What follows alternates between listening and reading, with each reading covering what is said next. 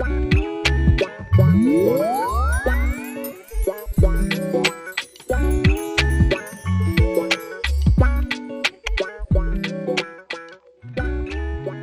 everyone to another episode of our podcast, Especialmente Normal.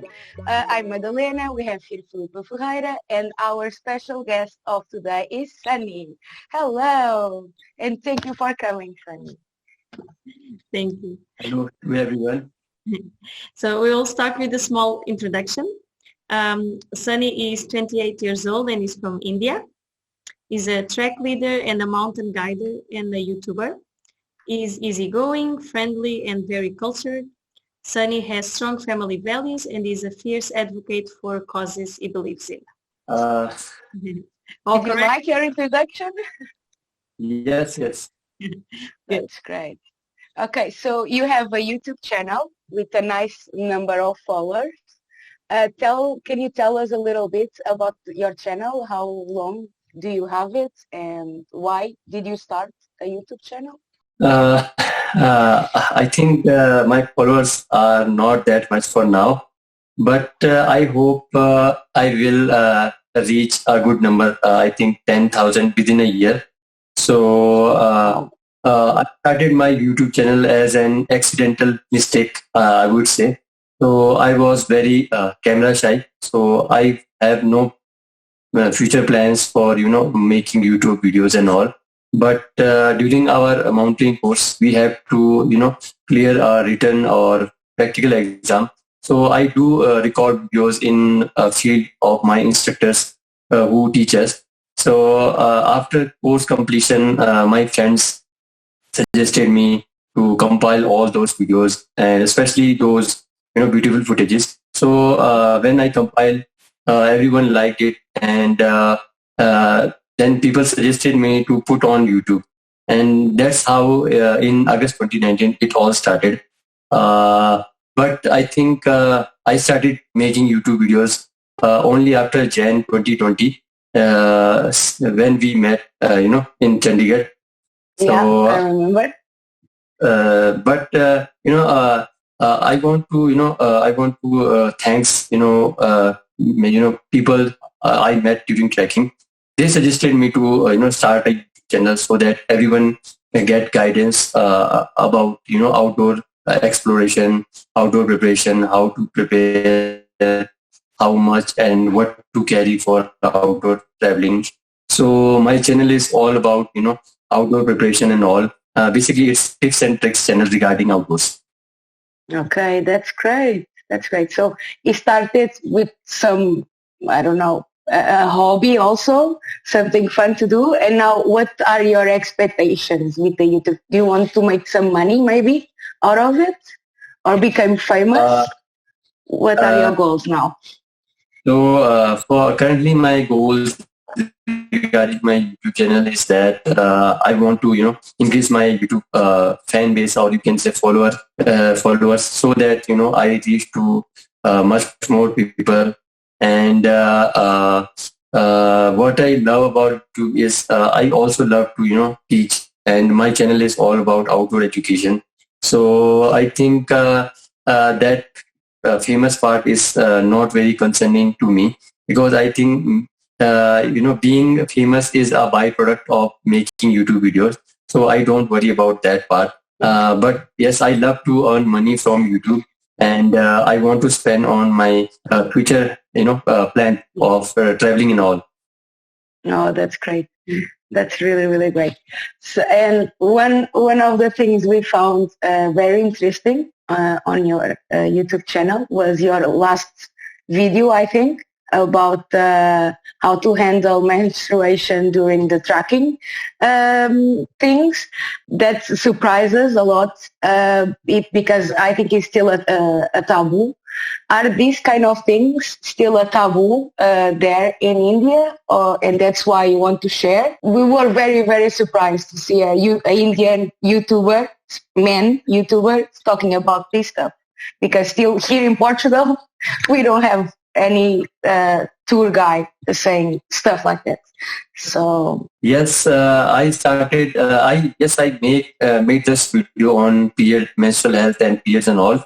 So the basic reason why I started is that because this topic, period and all, is a long time goal of mine, because I want to talk on, I want to discuss on these things, because since my graduation days, many of my girls classmates in bachelor's and master's degree, so they also want to come with me to, for camping and all, but at the last moment they cancel the trip because they are not sure about their period cycle, and they also don't know how to manage periods in outdoors. That's why they used to cancel the plan. And also there is, this taboo culture in developing countries. Also, I saw many articles. There are still this is still a taboo in many developed countries also. Mhm. So I think because many of my friends are doctors, gynecologists, so they tell me that there is nothing, the bad or impure thing in blood that Yeah. comes out of vagina during periods. So I think, in fact, I think period is the most beautiful thing in this world, because it gives birth to someone, an individual. So I think we should need to change the perspective. And the best Yeah. thing to change perspective is that we should educate people and aware people about, period and all. And and thanks to Indian sports celebrities and actors and all, they do create awareness among people. And I think in last 5 to 10 years, there is, people get aware about periods and all. And I think within 1 or 2 decades, it will also improve more and more. Yeah. Good. I think it's really important what you are doing. So congratulations and thank you. Yes. So Sunny, you're from, I'm going to try to say it correctly. You're from Himachal Pradesh, Yes, yes. Indian state in the Himalayas, which is, I think, a perfect place for someone who likes outdoor and mountains and all that. And that's why you're a mountain guide. When did you start doing trekking and mountain guiding, and how do you get involved with that? Yes, my state and especially my district is in the higher Himalayas.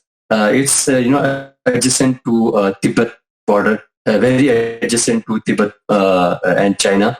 So I don't have any plans to be a mountain guide or a track leader. So it's just an accidental mistake, I can say, because I want to be a geologist, and what I studied during my bachelor's and master's degree. But later on, I found that I have an interest in, exploring mountains and all. And so this journey of being a track leader started from second year, when we purchased a tent and go for camping for just for fun. But later on, someone suggested me that you can earn money from this freelance track guide. So from that I started this as a job, and currently I'm doing. But due to last 1.5 years, due to pandemic, I'm not doing any activities in outdoors. But I making videos for YouTube. Good, good, cool. And what is it that you like the most about trekking and the mountains and all of that? I think mountain or nature teaches very, so many things. What I love most about mountain is, is being in mountain itself is simply awesome. And it teaches us that, how small our problems are, and we should have broader perspective about life, and we should be calm, content, and happy for what we have. And how, whenever you go to the mountain top, you see everything clearly, whether it's a river, stream, forest, contours, snow line, tree line, everything. So in the similar manner, if we apply this in our daily life, we can easily, be happy, because we exaggerate our problems in our mind by overthinking. But if we learn from nature, with patience, we should focus on, our solutions, and then we will be happy or content, you can say. And many things, even I can't explain, in words, that nature teaches. Yeah, yeah. And to participate in your expeditions, do people have to have some type of training, or any of us can join you? So basically, there is two types of activity in our program. So first is trekking and all, trekking and camping. For that, you don't need any, training requirement. But if we want to do high altitude expedition, which is somewhere around 10 to 20 days long, so for that you need some training. Basically, I think you don't have to worry much, because we do acclimatize first before hitting outdoors. Like we do yoga and stretching and all before hitting the outdoors. So you don't have to worry, and you can come anytime. We can, go for trek and all. Have you ever had any scary experiences, something that maybe didn't go somewhere or something like this? Yes, I do have a very scary experience during my mountaineering course. So because I belong to mountains since my childhood, I traverse on these, slopes and curves of these mountains. So I have a confidence that I can, run and walk very easily. So that confidence, change somehow in overconfidence, because I think, there is a very fine line between confidence and overconfidence. So I don't know how I just get overconfident. So during my mountaineering course, one day we have to cross an avalanche affected area. So when we were crossing that avalanche affected area, and we were on small part of that avalanche, so my feet slipped, and I don't know how, but somehow I managed to, make a grip on that, with this finger, just like that. And I somehow, stop my fall. Otherwise, if I remember, I will gonna fall somewhere. There is a huge river, Chandrabhaga river, flowing there, and I think that was a very, narrow escape. I would say there is a 10 feet above the death, I can say. So that was a very hard lesson. That day I learned from nature that we should not be overconfident because it can kill us. Yeah. Oh God, yeah. Oh wow. That's true. And what is the one place that you recommend people to go? I don't know if you have like a favorite mountain or something like this. For me, best trip I have ever had is Rupin Pass. So basically, in earlier time, when my grandparents, were young, so at that time they used to, traverse according these passes because there were no roads at that time. So they move with their herds of sheep and horses and all for, business. So there is a path named Rupin Inn. Basically it stretches from Uttarakhand state to Himachal. Especially it ended in my district. So it was very beautiful because it has very, variety of terrains, whether it's tree line, forest, meadows, and snow line, glacier, everything. It has everything. So I think if you come to India, or especially in outer Himalayas, you should visit Rupin Pass. Good. Good to know. Yeah, we will. I hope. It's really beautiful, that part of India, Himachal. It's really, really beautiful.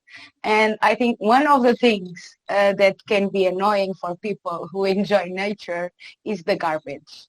And I know that your state is known for being the cleanest in India, and that's great. And I know this is very important topic for you also. Can you talk a little bit about it? How can be that state the cleanest of India? Because as you know, India has some type of stereotype that's a lot of garbage in the streets and everything. How is the things there in your state? This littering problem is related with the people's mentality. So we can improve these things, with education. Because when we grow up, if we don't know how to tackle and manage these plastics and garbage and all, then we just throw anywhere.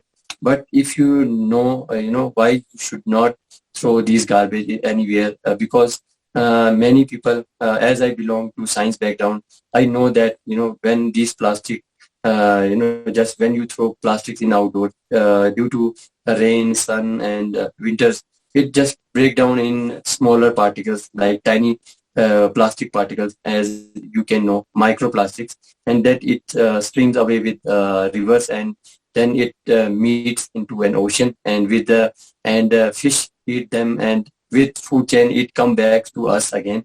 So it gives us many diseases. So I think if you teach people, and especially children from childhood, then we can eradicate this problem, and maybe people mentality will change. But I think it will take time. So what is best for now is that our government should focus on promoting environmental science since primary school education. Then maybe we can find some solution. So now we want to change a little bit the topic. India is a very rich country when it comes to religion and culture and all of that. So can you tell us what religion is for you, and what role does it play in your life in every day? What I learned about religion is all from my parents or grandparents. So and when I grew up, I started reading old scriptures. So if I go through the reference of old scriptures, I found that religion is very beautiful thing that our ancestor created many thousand years of ago.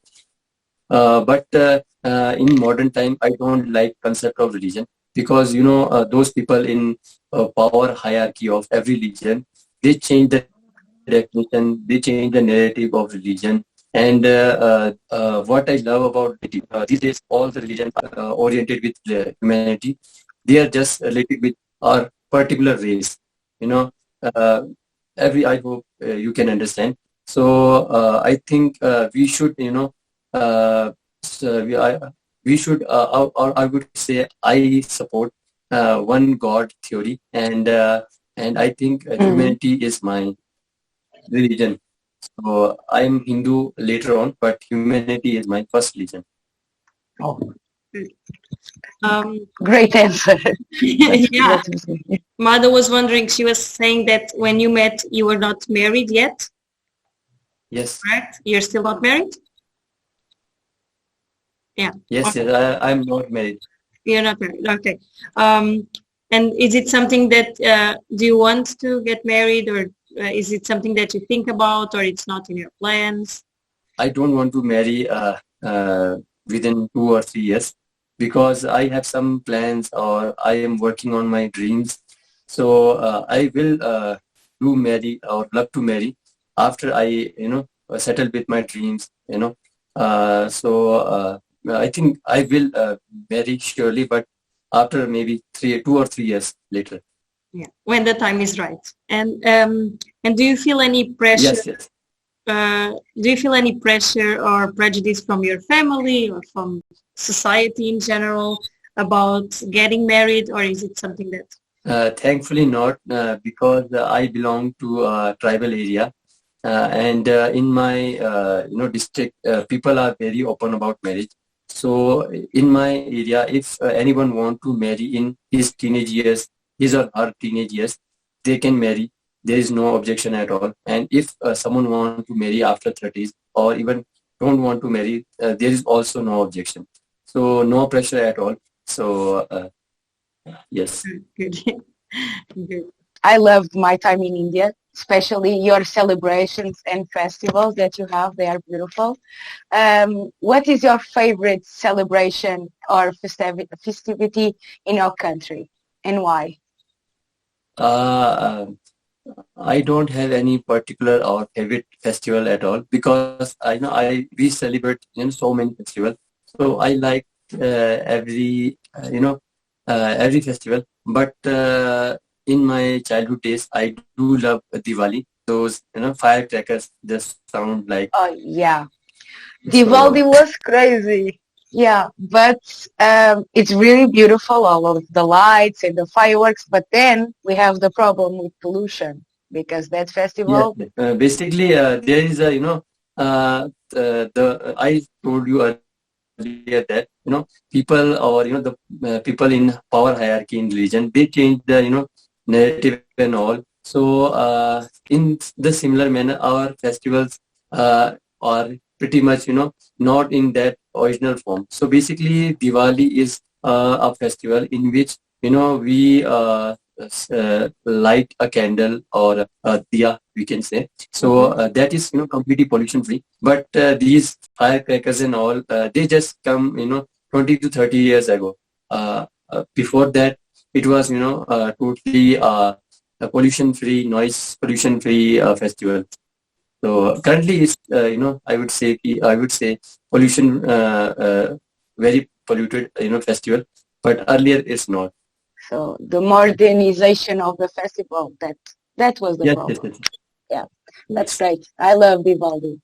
And so can we talk a little bit about gender equality in India? Because I know it's also a topic that you talk a lot and defend. So what is your opinion about this topic?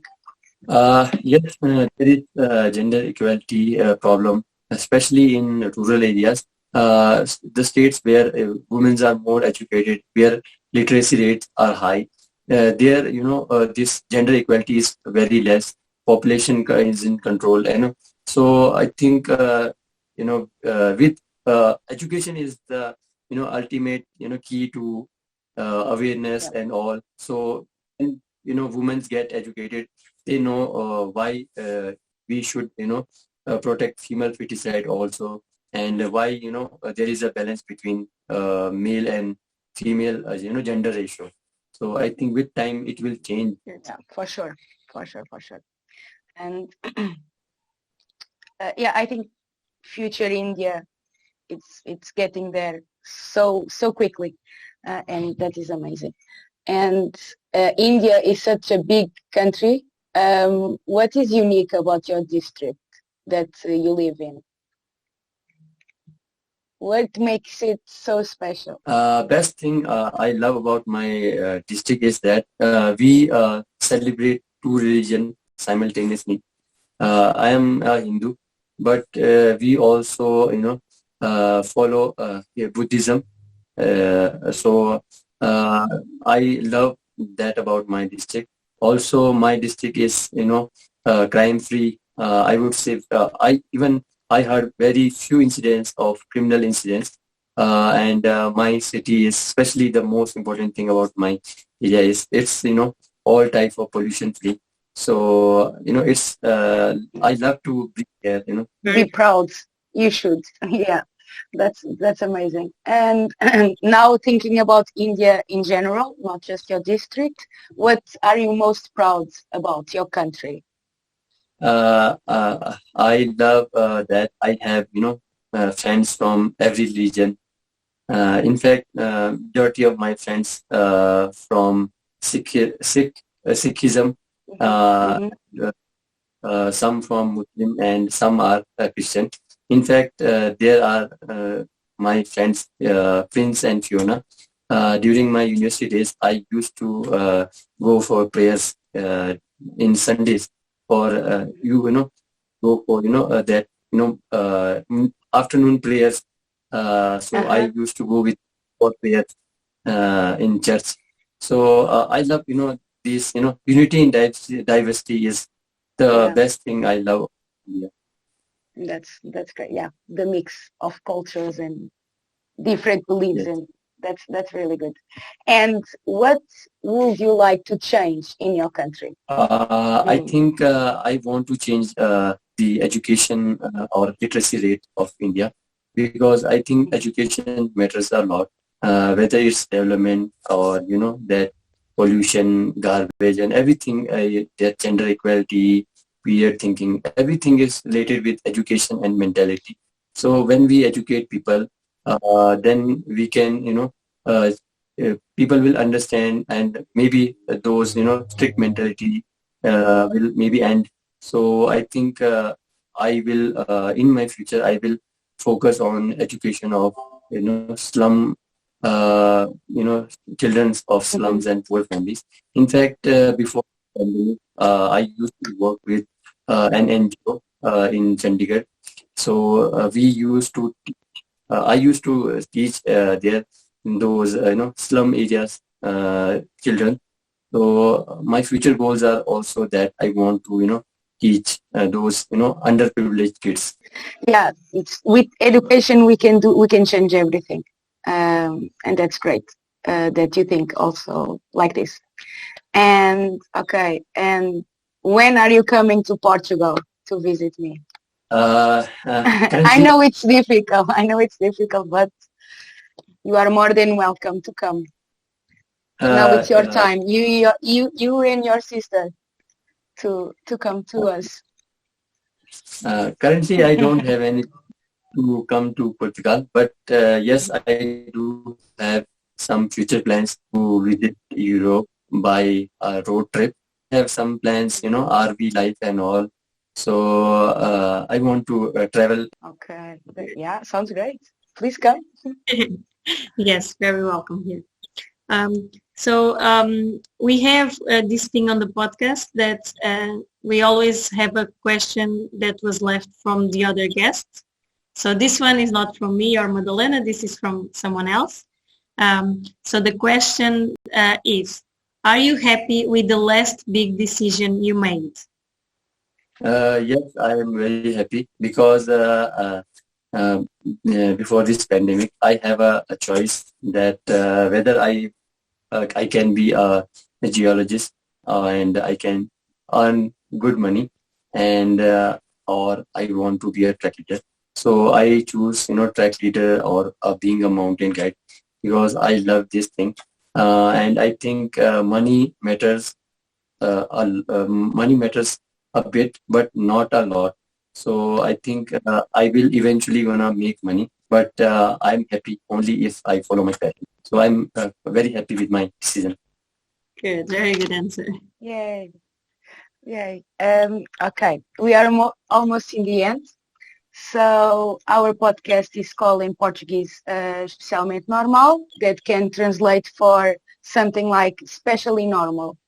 So what do you consider specially normal? Something really special, but also really, really normal. Maybe in Europe it's not, but I think in India there are many stereotypes that I didn't agree.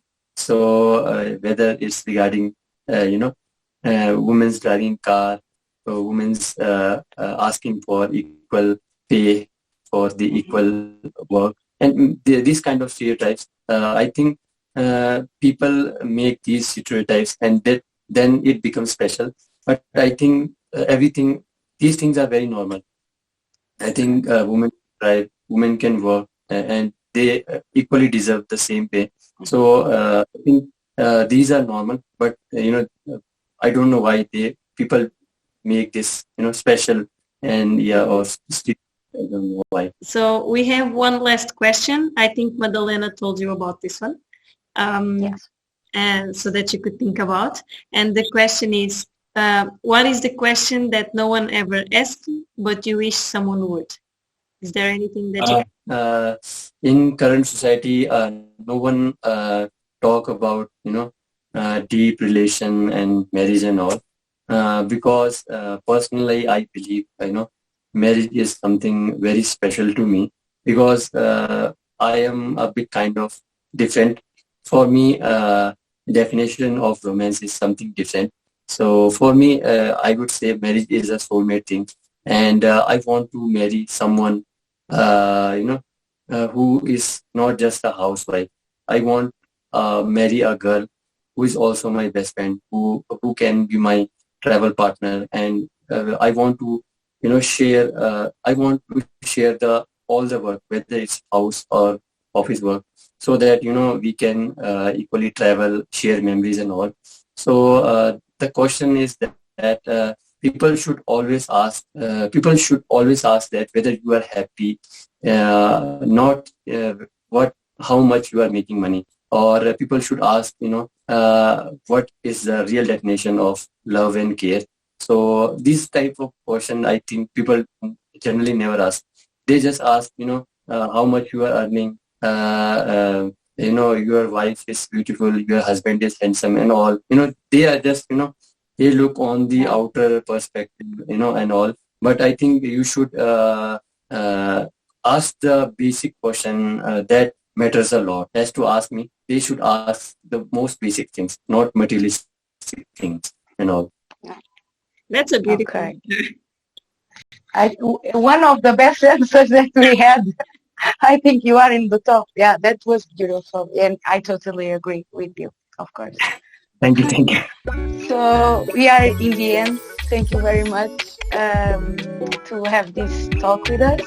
To people that are here, that are hearing us. See you in the next episode. Thank you very much. Goodbye.